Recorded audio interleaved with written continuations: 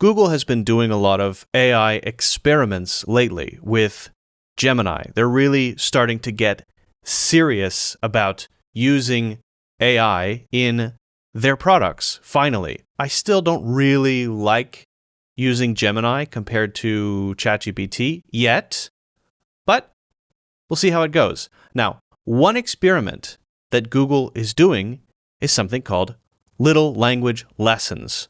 So we're going to test this out, basically learning language with Gemini somehow. I'm not really sure how it works. I'm literally looking at this for the first time. So let's start with Tiny Lesson. They have 3 things here: Tiny Lesson, Slang Hang, and Word Cam. So let's start with Tiny Lesson.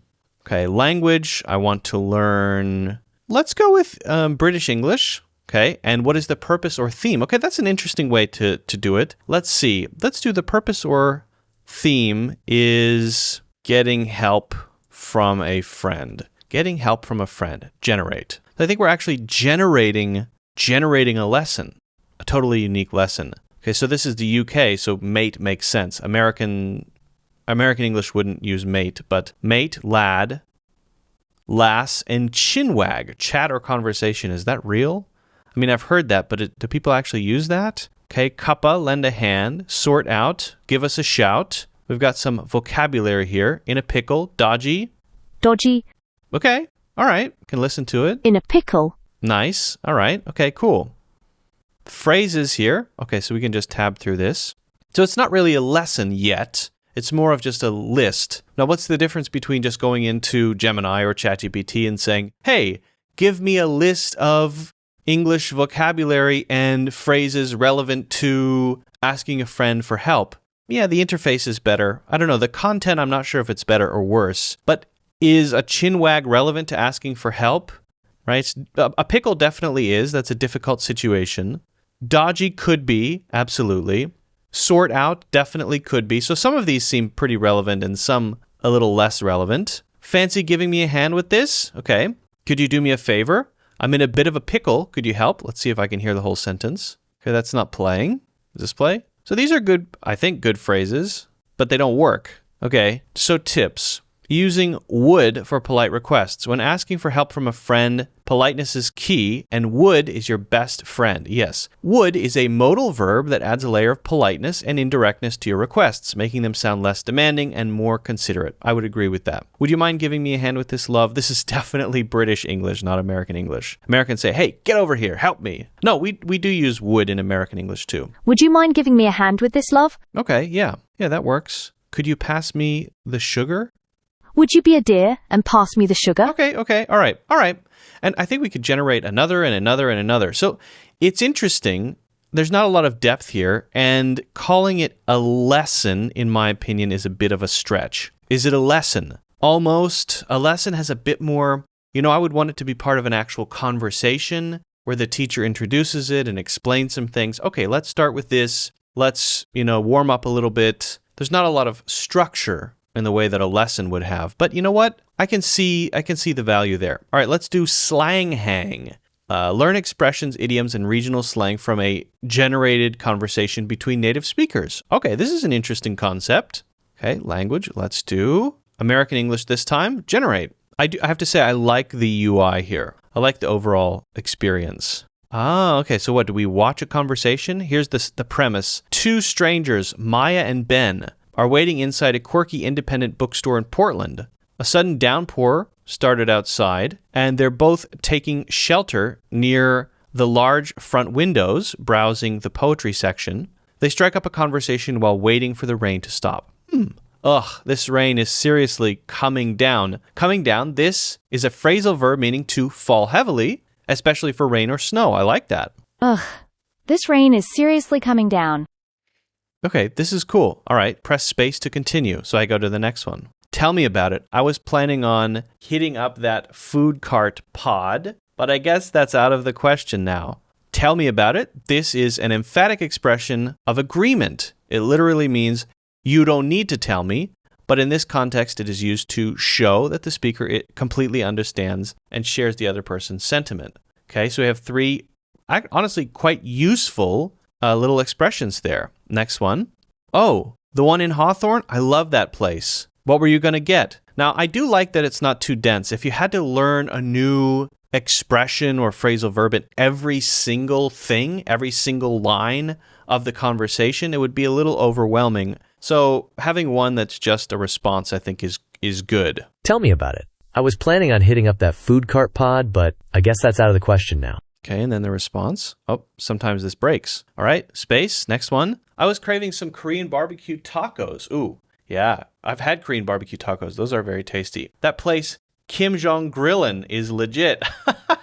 That's pretty funny. Legit. This is slang for legitimate, but it's often used more broadly to mean authentic, excellent, or high quality. Yeah, that is a really natural and common sort of modern word that's used to describe something. Is that a real place? Oh man, those are amazing. I had them last week. Okay, now I'm bummed about the rain. This is a contraction of I am. Yes, thank you. I know that. Bummed, this is an adjective that means disappointed or upset about something. Yep. This is pretty cool. Oh man, those are amazing. Cool. I had them last week. Okay, now I'm bummed about the rain. So I'm not that impressed with experiment 1. I feel like this is just, I don't know, something anybody could do in any tool like ChatGPT or whatever very easily. However, the Slang Hang is very interesting. It's innovative. The concept is cool. To generate one line of a conversation at a time, learning words and phrases in the context of that conversation, and being able to generate unlimited conversations. Now, I would like to see this part of maybe a curriculum, to have a longer curriculum, and you have some structure to it so that it's not just random. Right now, it seems kind of random. But I like this idea a lot. This is very cool. This is really cool. So let's try the last one. WordCam, snap a photo to learn how to speak about your surroundings. All right, let's try out WordCam. Language, let's go with not Canadian French. I wanted to say Canadian English. Oh, there is no Canadian English. Can I upload an image? Okay. Huh?